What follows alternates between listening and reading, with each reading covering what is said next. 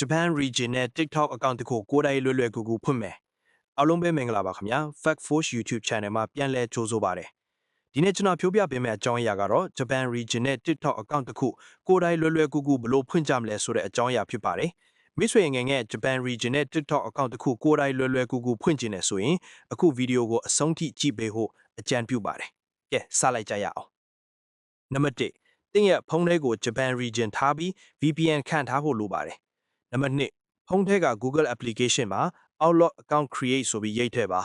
How to create a Microsoft Outlook email account ဆိုတဲ့ link ကိုနှိပ်ပါနံပါတ်3အခုကျွန်တော်ပြထားတဲ့ပုံအတိုင်းမြင်ရပါလိမ့်မယ်အဲ့ဒီမှာကျွန်တော်တို့က product ဆိုတဲ့ခေါင်းစဉ်ကိုနှိပ်ကြည့်လိုက်ရင် Outlook ဆိုတာတွေ့ပါလိမ့်မယ်အဲ့ဒါကိုနှိပ်လိုက်ပါ create free account ဆိုတာလေးတွေ့ပါလိမ့်မယ်အဲ့ဒါကိုထပ်နှိပ်လိုက်ပါ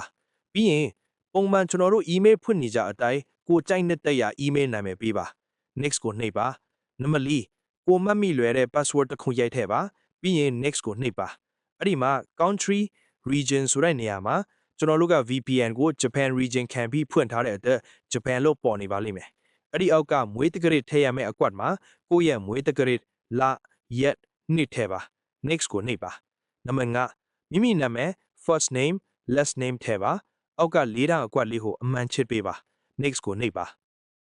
နံပါတ်6အဲ့ဒီမှာ human data အတီးဖြုတ်ဖို့ press and hold ကိုနှိပ်ထားပေးပါအမှန်ချစ်လေးပေါ်လာရင်ကျွန်တော်တို့ Outlook mail တစ်ခုရပါပြီအဲ့ဒီ mail နဲ့ TikTok account ဖွင့်ပါမယ်နံပါတ်8 TikTok account ဖွင့်ခဲ့ပထမဦးဆုံးအရေးကြီးတာကကျွန်တော်တို့ရဲ့ဖုန်းထဲမှာ TikTok application ရှိနေပြီးသားဆိုရင်အဲ့ဒါကို data clear လုပ်ပြီး uninstall လုပ်ရပါမယ်ပြီးရင်ဖုန်းမှာ VPN ဖွင့် Japan region ထားမှာ TikTok application ကိုပြန်ပြီး download ဆွဲဖို့အတွက် Play Store ကိုတိုက်ရိုက်မတွားပဲ Google Chrome ကနေ TikTok download ဆိုပြီးရိုက်ရှာပါပြီးရင် download TikTok for Android ကိုနှိပ်ပြီး download လုပ်ပါ